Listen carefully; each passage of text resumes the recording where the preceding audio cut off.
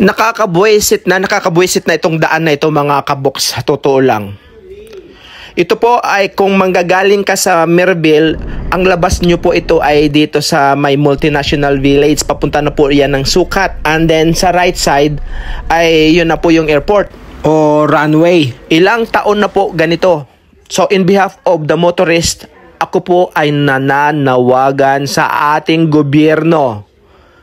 Ma'am, sir, kayo lang po ang may kapangyarihang humarap sa ipinagkaloob ng gobyerno na PORPIS, yung Public-Private Partnership Program. Yung kumpanya na ito ay ito po yung Metro Pacific Tollways Corporations, yung nagtayo dyan ng tulay sa highway mula dyan sa Bikutan or sa Taguig, papunta po dito sa Parañaque or Pasay. Naniningil na po yan ng toll gate, pero tingnan nyo naman po yung serbisyo. Pagsabihan nyo naman, sir, ma'am, na temporarily tambakan man lang nila ng buhangin or kung hindi man graba kasi nasisira na yung mga mulya namin dito, lalong-lalo na dun sa mga truck. Kawawa naman po, nagbabayad po kaya kami ng registration. Gandahan nyo naman po ang serbisyo. At saka ma'am, pa-check na lang po, sir, pa-check na lang po yung ating mga under PORPIS na kumpanya. Kayo lang po ang may karapatang humarap dyan sa mga yan at kami po ay mga ordinaryong mamamayan. Kaya kung please lang, tulungan nyo po kami. Pag nasira yung aming sasakyan, di ba, wala namang pakialam yung ating kumpanya na kalaan dito or ang ating gobyerno, di ba? Kanya-kanya paggawa po. Nasira sasakyan mo, nasira yung pangilalim mo, ikaw ang magpagawa.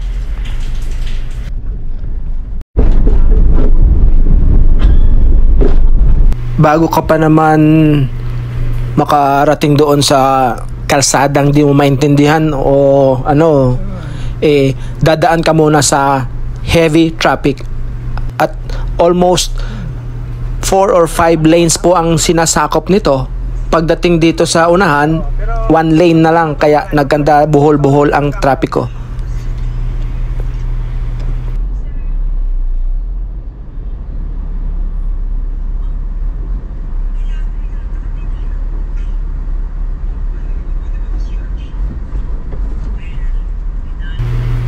Pag hindi ka sanay sa ganitong sitwasyon, lalo na kapag bagong driver ka, mahihirapan po kayo at ang iintindihin mo yung harap, kaliwa at kanan. Sigurado masasagi ka. Kaya doble ingat po mga kaboks. Sige lang, pasensya lang po at sana magawa na ito ng ating kinauukulan. Walang araw na hindi traffic po dito sa lugar na ito. Araw-araw. Mabaho ng basura. Dali, sasarado ko muna mga kaboks. Pagbasdan nyo mga kaboks ang galaw ng truck, pwedeng tumaob at tumama dun sa kaliwa na side. Gawa ng uneven surface yung ating daan. At yung kaninang pinakita ko po ay naulan yon or ika nga katatapos lang ng ulan kaya may tubig. At ito ipapakita ko naman sa inyo na dry siya. Halos wala siyang tubig. Ganito katindi or kalala ang daan dito mga kaboks. Panoorin nyo lang po. Ito ba yung noon na dinaanan natin? Baha.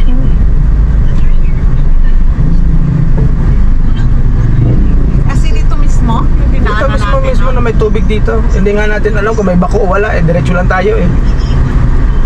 Buti na lang yan dyan sa kabila. Diretso eh. Yan, semento kasi yan eh.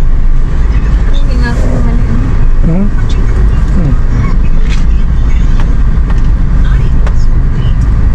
Yan lang oh. Kita mo yan dito. Dito sa unahan. Dyan.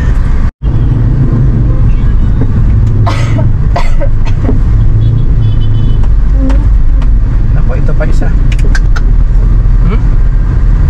Buti na lang kamo, hindi umuulan ngayon. Kita mo nang yung daan? Oh. Oh. Oh. Kita mo itong mga motor na to? Oh. Kung hindi bago dito gulong mo, yari ko.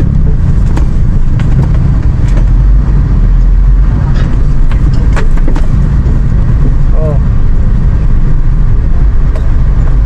Dumaan nga tayo dito noon, oh. Oh, yan oh, diyan tayo minto oh, kasi inaano natin yung tingnan mo tong daan na to oh.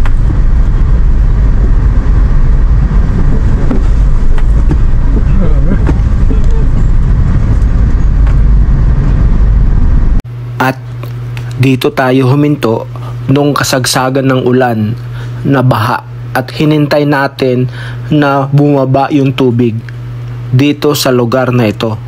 Panoorin nyo mga kaboks. Dito na kami na trap. Hindi ko talaga isusugal itong si Puti na ipadaan dito sa bako-bakong daan kasi alam ko ito kapag araw ganito kabako.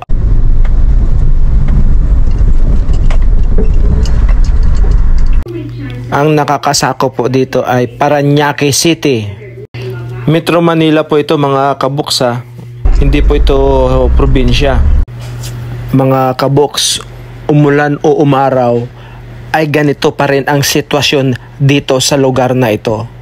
Ngayon po ay September 8, 2023 at hindi pa rin nagagawan ng aksyon ng kinauukulan. Kung ano man po kayong kumpanya, Metro Pacific Tollways Corporations or kung ano man, paggawa na lang po ng paraan. At hirap na kaming mga motorista. Sira na ang aming mga sasakyan.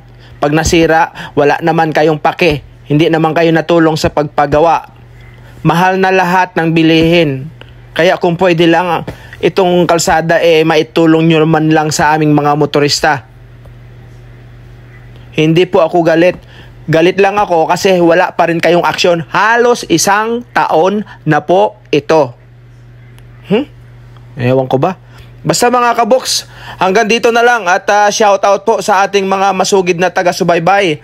At wag nyo pong kalimutan na i-share itong aking vlog na ito para makarating po doon sa taas. Para magawa naman ng aksyon.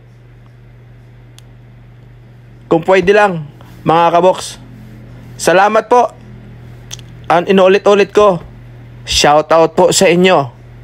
Sa aking masugid na mga taga-subaybay. Maraming salamat po and God bless. And Solidum Brothers, batch 86 and batch 89 ng Holy Rosary Academy. Maraming salamat sa ating inumin nung nakalipas na fiesta ng San Agustin. Maraming salamat.